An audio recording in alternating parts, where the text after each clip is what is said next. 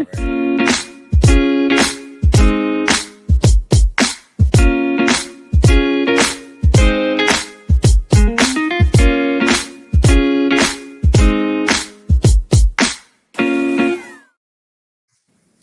right, we are live. Welcome back, everybody. My name is Gloria Marie. I'm your host, and this is the Everything Construction Show on LinkedIn. I'm a general contractor by trade, now business development lead for the East Coast team, luxury and outdoor at Emser Tile and Stone. Today, I have a very, very special guest, extremely busy man, Mike Weber from Emser Tile and Stone, VP of Sales.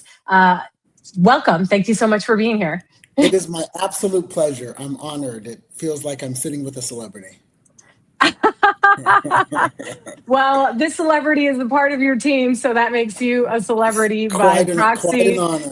Quite an honor to be a part of your team at Emser Tile and Stone. A lot of folks have been hearing me talk and, kind of transition my content to Emser Tile and Stone content. I've had this Everything Construction live show on LinkedIn for years, and even prior to that. And so we have a lot of special guests, but today we wanted to make it all about the supply chain side of construction. We talked to a lot of GCs, we talked to a lot of architects, we talked to engineers, but we've never really dived into this side of the world. And a lot of folks want to know what I'm doing. So who better to talk about it than you? But first and foremost, I hope I can provide some value today. Yeah, first and foremost, I want to start with our opening question that we ask to everybody. Okay. That is, why construction and why tile and stone? You first have to tell me how much time we have for me to answer this question. Keep it as concise as possible. I've heard you answer this question in so many different settings and meetings. Yeah. Okay, so first of all, growing up as a kid, I didn't know that the construction industry existed. Most people don't know, but I grew up well under the poverty line, and we didn't have construction where I was from. But fast forward to a young adult, my dad actually worked for Emser Tile, and he told me about this wonderful company that was family owned, that treated their team really good, and asked if I would consider making a transition from where I currently was. And I thought, tile and stone, I don't even know where that goes in a house. Right. Anyway, I went and met with this wonderful family. Still, of course, I think most people know we're family owned and operated. Had my first interview and I was hooked. And honestly, I've never looked back. It's different because I transitioned from the retail environment to a wholesale direct environment. And it was the biggest transition. I think why I fit so well was in the wholesale space. It's all about deep relationships and personal connections. And I love that part about the business. And that's why I got hooked. Fast forward, I think when I started, we had 22 locations. And I've been able to be a part of the growth to up to 80 now. It's incredible. Right. Yeah. That's right. And so you've been with Emser Tile and Stone for about 20 years, I've heard you say in meetings. I think it might be 21, but my wife and I fight about that, so I'm not sure. 21 years. We'll check with the HR department after this. We'll fact check I love it. Yeah. And you've held about 9 different roles, right, with the company. Can you walk us through the key moments that shaped your evolution as a leader and prepared you for your current role as vice president of sales?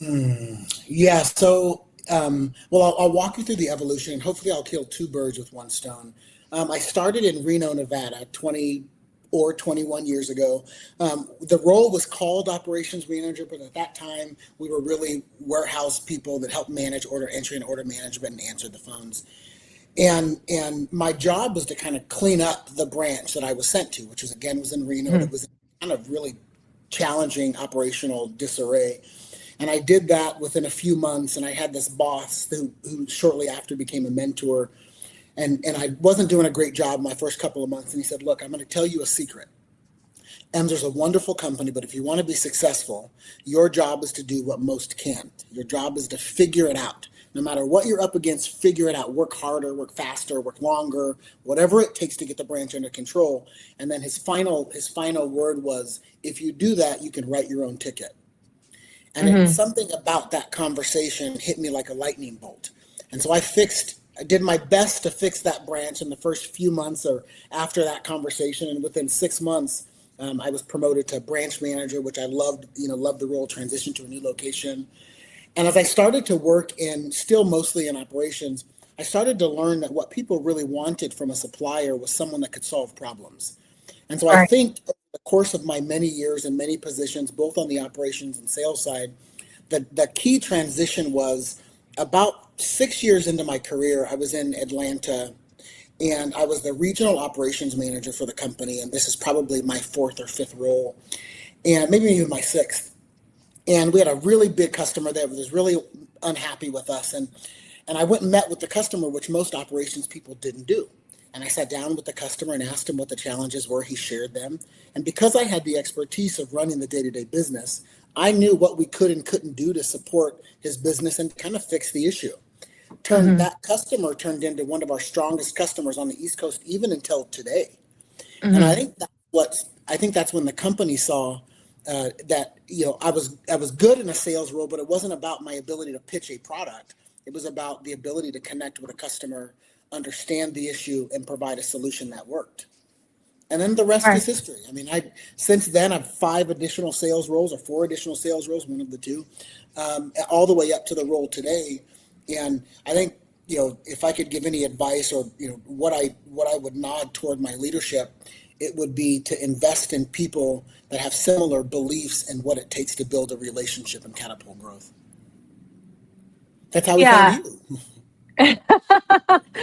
Well, let's talk about that Okay. actually. How did you find me? Well, listen. It's not hard to find Gloria because I saw you on every single social media I think outlet I'm on, and then of course as I partnered with Builder Trend, acknowledging that you had such a partnership with Builder Trend, I'm like, man, Hmm. whoever this Gloria person is, she is fantastic. And I think once you and I started talking, what I wanted to acknowledging maybe that you were going to make a transition, I learned in super short order that you saw making the personal connection kind of the same way I did. And the Hmm. personal connection is what changes a business relationship from transactional to lifelong, Right. right? And that's one of the keys to success when you're operating in such a luxury space. Product is maybe not as important as it is them being able to trust you and you being able to solve a problem. I learned that about you very quickly. Yeah, and we've actually been about 8 minutes into this live call, and we haven't even talked about what product we sell or what Emser Oh, do does, you want me to do right? that? Yeah, so let's Okay, okay, backtrack a little okay, okay, okay. bit. So Why I've been don't here a we while. tell the folks who Okay, Emser is and okay. what we do? Okay, I love it. Okay, so we are, first of all, I'll tell you that we are a privately held tile and stone company. We were founded in 1968. It's a really wonderful family owned, and I wouldn't say family operated because they hire really wonderful leadership and maybe they took a risk on me, but they do a great job acting as our board of directors. We sell porcelain, ceramic, natural stone from 29 countries imported from all around the world. We'll do custom fireplaces, fire pits, all kinds of interior and exterior cladding, paver, coping, ledger panel. There almost isn't anything we don't sell. And maybe our best claim to fame is, again, like I said before, meeting a customer, understanding what best suits them, and building a business around what suits them. And that's what we've been doing since 1968. Since It's 1968 and wild, still right? privately held. Wild. Yeah, I really don't believe that'll ever change. I appreciate that Emser operates on a pretty incredible core value of respect for the individual and personal connection, similar to the way we've talked about connecting with our Mhm. customers. And I don't think that lends itself well to publicly traded companies. That's true. So that's actually a great segue to the next question, Okay. which is talking about relationships, right? You've talked about the importance of solving customer problems rather than just pushing product. Can you share an example of when that mindset created a breakthrough with a client or changed the trajectory of a relationship? Yeah, that's an interesting question because I hope in the position that we've kind of formulated our team, it happens every single time. So I'm going to give Right. you a really good example. I was in Salt Lake City with your counterpart on the West Coast, Michelle, on Monday, and we met a customer that I pitched to about 4 years ago with one of my Hmm. counterparts. And we pitched them. We had this really great meeting, and I left it in the hands of some other folks. And I'm not saying that the team didn't do well, but somewhere there wasn't kind of a match, right? Right. Fast forward to meeting with them this last Monday and wanting to crack that code. This is one of the largest contractors and builders in all of Utah. We sit in their office and we start talking about all that we offer, our ability to customize product and do all these other things. And in the middle of the conversation, he says, look, if you can help me solve the challenge of getting better product, a little less expensive, get it on time when I need it, I have a project for you right now. And Right. on that Monday, so Monday of this week, we picked up a $35 million new build. This is a customer Absolutely. that over the course of 4 years that we hadn't cracked the code, but sitting at that table talking through what the challenges were and providing solutions is what changed. Our business will change forever in that market because of that one meeting with that one builder. I mean, it was so good that fast forward, Michelle had a meeting with them and a bunch of other builders in that market, and he was advocating about working with us because of our value proposition. And I think Right. it's important. Yeah, it is absolutely important. And it's I think one of the things that sets us apart, not just as a business or as a company, but even as a team, you brought me onto the team and you formulated your own team. Emser has an incredible team and operations back office that supports us. On the front end, we come in, we bring this stuff in, and then we've got all these amazing That's folks right. on the back, who like make this stuff happen, right? So, speaking of team and just hiring and developing leaders within the team, what qualities do you think matter most outside of obviously those that you've already highlighted? And what separates a good salesperson or business development person from a great one in this industry? Oh man, what a tough question. Let's start with the qualities I look for. Right. From the moment I meet someone that I'm considering bringing onto the team, I immediately look for how fast I trust them when they talk to me. And one of the Hmm. best you can do, depending on how much time you have to spend with a client as you're building a relationship, is build trust and credibility. And you have a very short window of time to do that if you're going to win all in the same setting, right? And so when I'm meeting with someone, I'm looking quite literally for when you talk to me, do I trust what you're saying? Period. Hmm. That's enough to at minimum start the conversation. And if I trust you, and look, you've got to have a sales history and some sales acumen, etc. But at the end of the day, if I trust you, then I know that when a customer meets you, they're also going to trust you. And this is an important piece of the business. We don't want you to select a product to be on a backsplash or select a product to be in one bathroom when we're going to take it over an entire home that's $35 million dollars and will likely have $1 million plus in stone and porcelain. It's trust. It ain't got nothing to do with Right. the product. Of course. Yeah. Did that answer the question?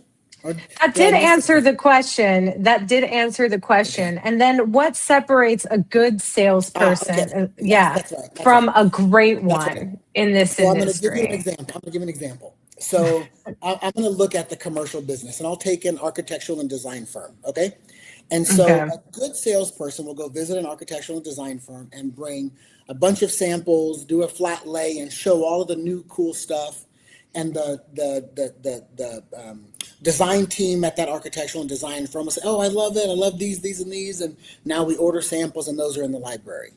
To be fair, that execution doesn't land an entire project. It lands Hmm. product on a project, some product, but it's probably not going to be all of the product, right? So, okay, so that's a Right. good salesperson. A great salesperson is someone who, before they ever do the flat lay, they talk about all of the things that make having a partnership with Emser unique. How we can look at Hmm. an entire project and how we can take that entire project, an entire mood board from a project, and facilitate that mood board with product so that you don't have to Hmm. figure out where to specify it from, specify product from 20 different manufacturers just to get the look you want. Quite literally, we have that team that will do all of that work for you. And if that Yeah. conversation doesn't happen first, before you do a product review, then you miss the chance to win the entire project versus get your product specified on a project.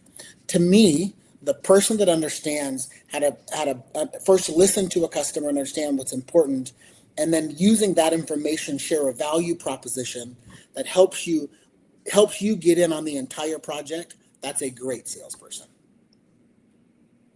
All right. Well, you guys heard it from Mr. Weaver himself. That separates a good salesperson from a great By the way, salesperson. listen, I like people that show product. I love wine reviews.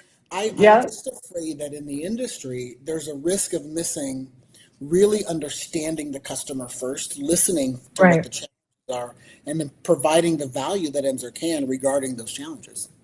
No, absolutely. We actually did that this morning. We were talking about that in the pre-show. I love I it. met up with a new builder from Delray Beach, actually from West Palm, building a 3,000 square foot luxury house in Delray Beach, and then another 6,000 or 7,000 square foot house after that. Both spec homes had a mood board, but nothing selected. And within less than an hour, we had all the rooms in the floor plan specified out, right? So we had all the exterior spaces that we needed to find pavers for, pool, coping, even the radiant tile for the deck with the lights, right? Oh, I And love it. then went to the counter for the outdoor kitchen, backsplash for the outdoor kitchen, Love it. Love it. bringing in that tile from outside to inside the house with large 24 by 47 large format tiles that look like and mimic that stone, but are still porcelain, right? And then bringing that in throughout the entire home, which really speaks to the outside and the inside of the home, Sure. the cabana bathroom, and all of that. So had 4 bathrooms completely specified. The only thing we have left is the kitchen counter, which we cannot do without the cabinets. But that's it. That's it. That was a wrap. Less than an hour, we got it done with the design team. And, of course, it's a lot of fun too. But it's the sooner people bring us in, I think the more we can shine as a wholesaler, right? And also as a team to provide, a full picture to the client. The client thought they were coming in to pick shower tile and flooring. They left there with everything from the exterior to the interior and, spaces in between, I right? love it. Because we also have to talk about other things that, are a part of this industry. So the tile and stone market continues to evolve. Design preferences, supply chain considerations, and customer expectations all shift rapidly. What major trends are you seeing right now? And how is Emser positioning itself to stay ahead? Are you referring to design trends? Yeah, design trends. Okay. So I'll tell you first, I'll tell you that the most popular style today, I'm going to tell you the most popular design forward style, and then a classic that's kind of, honestly, it's never dying. So the Right. most design forward is kind of that, what do you call it? Sahara desert tone, very Scandinavian, minimalist, large format. That is kind of the wave of the future, 24 by 48 and larger, but still Mm-hmm. that very clean line, not a ton of veining, etc. That's one type of customer, right? At Emser, we introduce over 40 new lines every January. It's like, Okay. if you want the newest product, our supply chain and product development team are the best of the best, and it's at the fashion industry. So every year when we bring out those 40 new SKUs, while people maybe bring out 1 or 2, like it is the most forward. I absolutely love the way that we navigate that business. And the whole biophilic indoor outdoor flow is another fantastic way that you can use that. And I'll Mm-hmm. tell you, so that's one. On the flip side of that, a very classic trend, and look, any home over $10 million, you're going to see natural stone everywhere. And it is Right. no different than it was 20, 30 years ago. Most primary suites and homes of that size are larger format marble tile, marble mosaics, rugs inlaid on the floor, features and decos, but all done out of white marble, or beigey white tone marble. That is still such a popular trend, and we Very continue popular. to import more of that product than almost anyone else I know. So I think that's how we stay ahead of it. We just Yeah, don't stop. absolutely. We just don't stop. We just don't stop. And we have about currently 5,000 You plus know, SKUs, the number. right? So the number. Um, I can't. I don't know. I don't know. I feel like the number changes. It's anywhere between 4,000 to 5,000 SKUs, but that doesn't limit our access. Right. The way we conduct our business when we're building out a project, we have access to over 100,000 SKUs from all over the world. So again, I think, like you said, it's best to involve us in the very beginning on the design and early in the design phase, because we can help Right. curate the project, whether it's one of our 5,000 SKUs or we have to import it special for that project. Absolutely. And I remember that one fireplace that we were working on with our favorite designer from Ohio, where we had to source a stone from overseas, That's and right. that would take about 16, 18 weeks. If you bring us in very early on, we can make anything happen. Well, look, I think we look It's a at some of matter, these it's a matter of projects. time. I think you're right. I think we look at some of these projects, and a new construction build cycle can be anywhere from 9 months to 3 years, right? So again, Oh, as a absolutely. beginning, you want a great source to like help you get the best deal and best quality and most custom. Bring us in the beginning, and then we've got plenty of time to bring your dreams to life. And this is not just because we're talking about the luxury market. We're not Yeah, talking about just single family homes, y'all. We're talking about multifamily hotels. We work with some of the world's largest hotel brands, and even franchises throughout the entire it's globe, true. US. So, do a little Googling. Yeah, I know. we're doing a project right now in the Cayman Islands. Absolutely. Yeah. So even import export from right here, the Miami-Dade That's port, right. to the Caribbean. So, Emser, speaking of Emser and its flexibility, it's almost like you like read the questions ahead of time. I didn't, by the way. I didn't. I'm off the cuff here, baby. All right. So Emser is known for being flexible and creating customized programs for dealers and builders. We're not a retail store that you walk into, Correct. although we do have retail showrooms that are open, like you said, about 80 of them nationwide, and they're open from like 7 a.m. to 4 p.m. But we are not a retail store, right? So we actually create custom programs. How do you balance, or how do we as a company balance that customization with the need for consistency across a large national organization? I mean, there's a lot of moving parts, distribution centers, and outside of sales, we've talked about operations roles, but there's a lot of people that make this ship go. Look, I think sometimes you have to think of the fact that less is more. It's not for us as important to. It's not as important to do business with every person in every single market. It's important to Mhm. partner with customers that you trust and trust you. Building that program allows you to capitalize on not just the business opportunity and the sales growth from an account, but it allows you to become a valuable partner. And I think from the very beginning, when you're hired at Emser, you learn that our job is not just to sell people product. Our job is to meet a customer, understand their business in totality, and then present that as an option.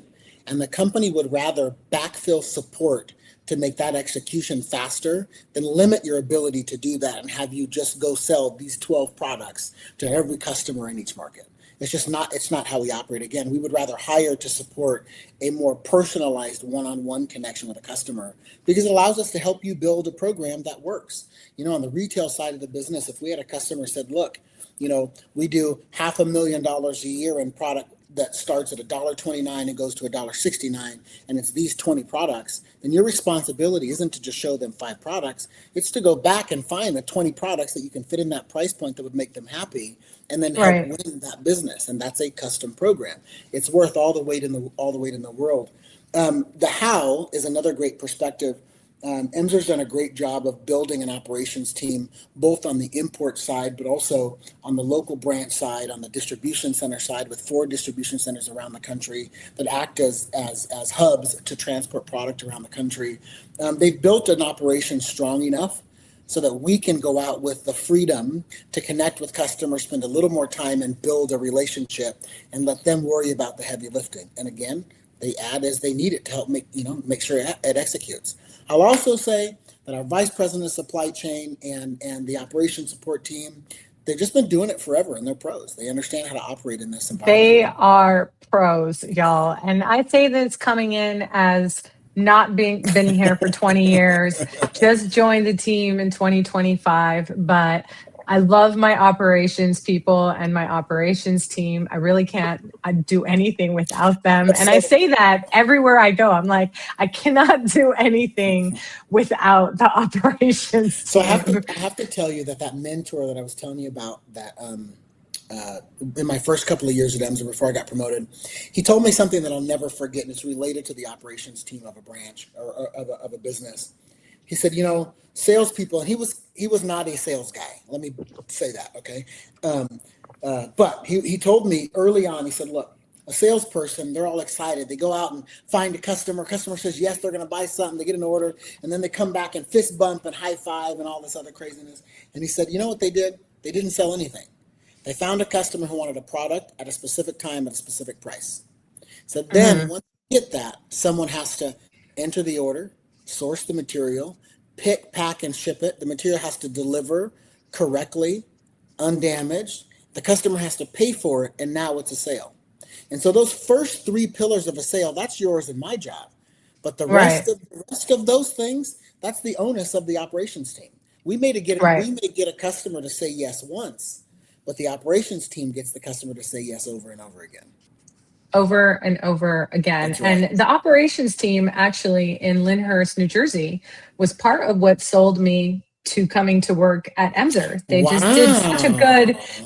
did such a good job of taking care of me as a client when I was first a client of Emser, that I saw that as a collaboration, because I know that not every transaction was perfect, although damn near perfect, but still I recall Frank, the operations manager up there, saving a very big project of mine prior to us, starting a relationship where I now work with Emser.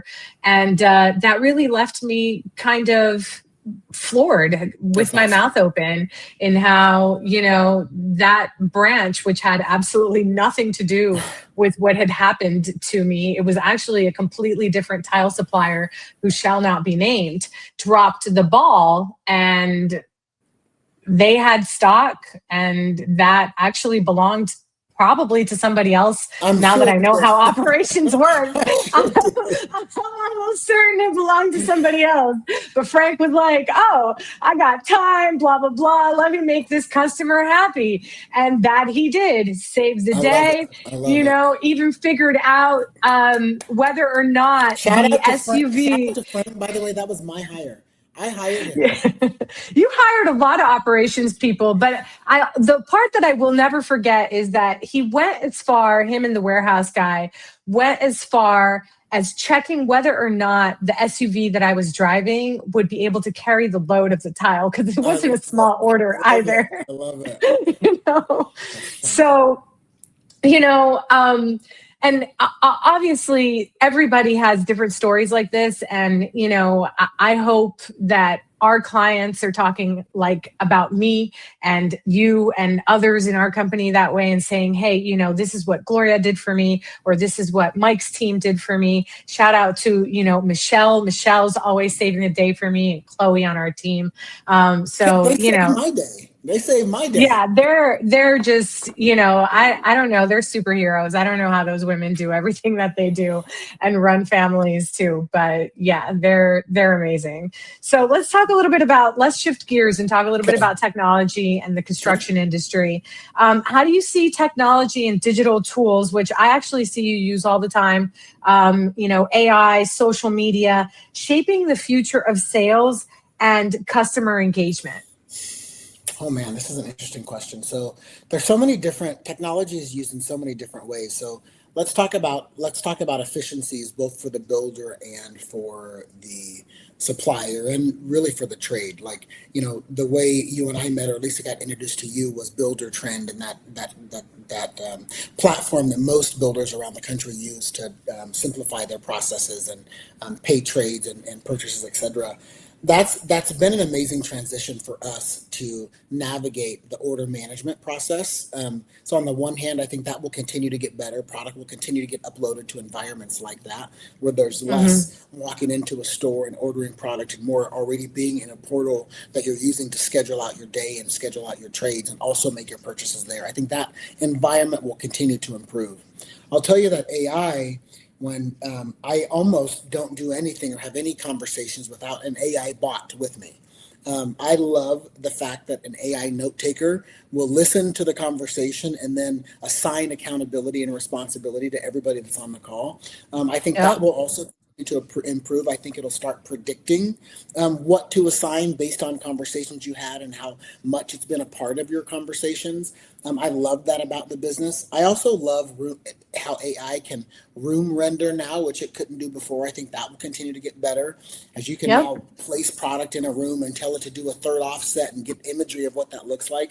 Like, that's going to continue to scale and be a part of the business.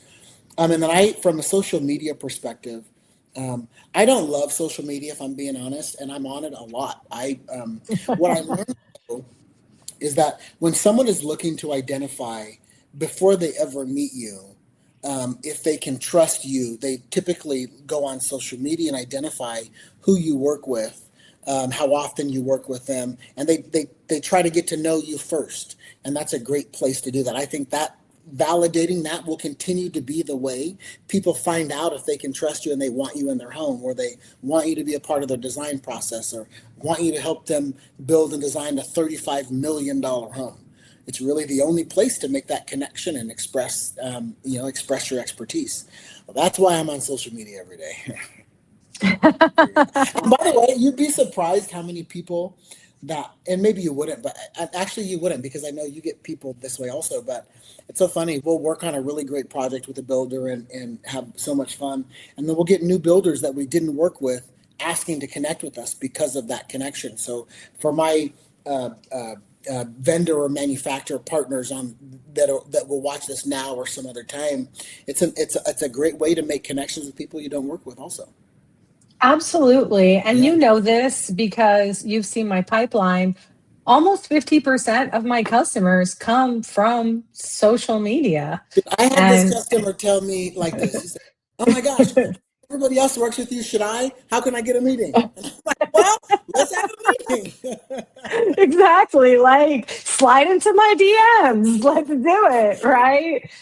It's wild, but that's just how people network For these sure. days. I mean, it's how people get their news, their information. I mean, it's why we're here on LinkedIn Live. And occasionally people post also things about their personal lives. If people Google Michael Weaver on the internet, they will also see that you've gone through quite some transformations on your physical health and personal life. And, you advocate a lot for fitness. And, I see it in your social media platforms. You want to tell the folks a little bit about that? Because I think the construction industry, we're known for drinking a lot of coffee, eating gas station food because we're always on the go. And I know this. I mean, we're still a part of the construction industry. I live at gas stations. Okay. I live in If you my catch me car. eating gas station food, you better do something about it. You better do No, something. I know you've got like a bag of chomps probably in your car, or Always. something healthy, right? But it wasn't always like this, right? And I think careers that are very busy and very demanding can sometimes make folks overlook their health and their mental health. So I, of course, want to advocate for that on my channels as well. So would love to talk a little bit about your transformation. So, do you want me to explain why? or what? No, like what was the transformation? Like what was that aha Oh, moment yeah, okay, that, okay. yeah, you had? So before, actually, it's been a very, very long journey. My Yeah. dad told me something probably 25 years ago, maybe a little less, but somewhere around there. And I didn't actually remember it for many years. But I was building a career before Emser, and we were having this really cool conversation at the original House of Pancake. And he said, son, you look like you're getting a little heavy. And I said, yeah, Dad, I'm working on it. And he said, I want you to remember that as a leader, people will wonder, if you can't take care of yourself, how can you take care of them? Hmm. And he said, no matter what, no matter if you're talking to your team or an employee or your manager or customers, people will wonder in the back of their head, how can this guy do so many other things and not take care of himself? And I really didn't, honestly, that wasn't an impact at the moment. I spent the next 20 years being 140 pounds larger than I am today, by the way. And Mm. it wasn't until I boarded an American Airlines flight and the flight attendant asked me if I needed a seatbelt extender. And I Mm. remember like it was yesterday saying no, but realizing I did. I mean, it was so difficult to put on the seatbelt. And I sat in the airplane seat really uncomfortable, and I couldn't get that off of my head. I couldn't get the fact that this gal, and I wore nice suits. I felt like I looked good. I was just fit, you know. And, Right. and so I'm sitting in the plane terribly embarrassed because surely the person behind and in front heard that she asked. I remember it was an exit row that had the stationary armrest, and I had to like slide into the seat. It was really a terrible, terrible experience. And from that day on, I decided I've got to change my life, right? I've Right. got to change. And so I went down this journey of low carb and kind of Atkins kind of a thing. And and I did that for probably, I don't know, maybe off and on for 10 years. I mean, it's the stupidest thing because I would want to diet for 5 days and then not on the weekend, for every week forever until I lose a couple But of pounds and be fat. I'd lose a couple of that's the pounds and be millennial fat. way. Okay, so then, fast forward, I met a builder at a show, and he was really into fitness. And I was like, how come everybody is getting into fitness and not me? And this is like 3 years ago. And I was 140 pounds bigger than this, you know? And he looked good. He was telling me about, how he's eating, and he was posting this content, about going to the gym. And I'm like, you know what? I'm going to start going to the gym and eating right. And I took the variant of low carb, the keto variant of low carb, and I decided I'm going to go on keto from now on, and I'm never going to cheat. And then for the first year, I didn't cheat one time. And I went to the gym every single day of the week, never missed a day. And then fast forward to now, I have a psychological meltdown if I don't get a full 2 hours in the morning. So I'm there every single day. And now again, fast forward to like 6 months ago. And as I had dropped significant weight, then it became, how do I change my body composition, which became more weightlifting and targeted cardio and things of that nature.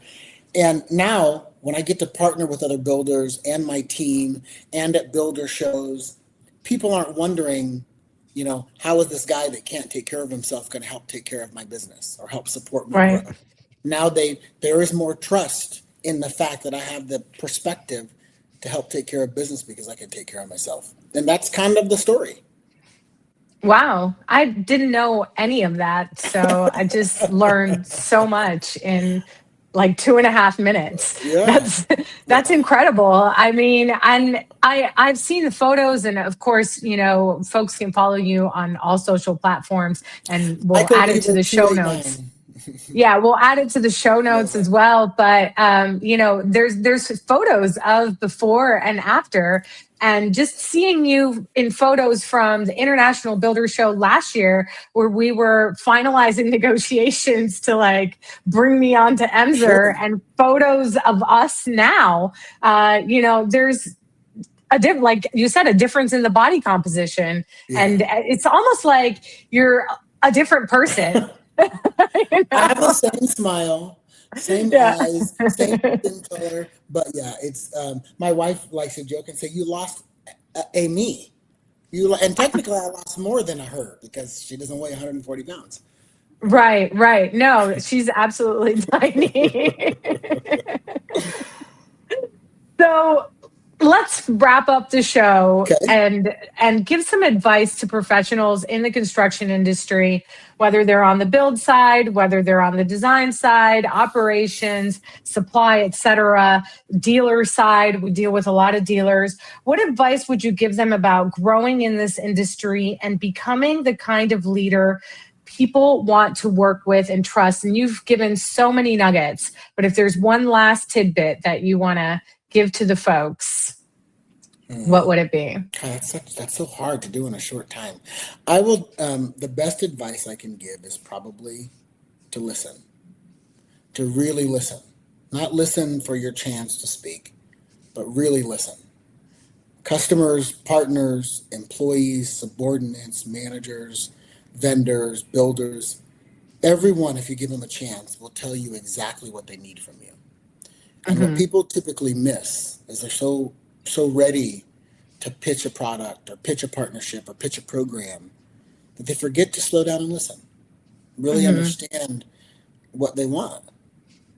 There's no better way to build a program for our customer than to give them exactly what they want. Yeah, that's my advice. I don't know if that was good, but that's a fact.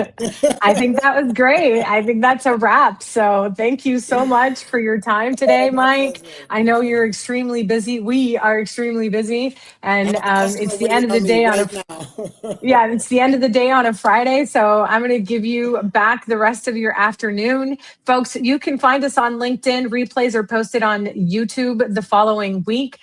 We are the Everything Construction Show. You can find me at the Gloria Marie on all platforms. I'll catch you the next time. Bye.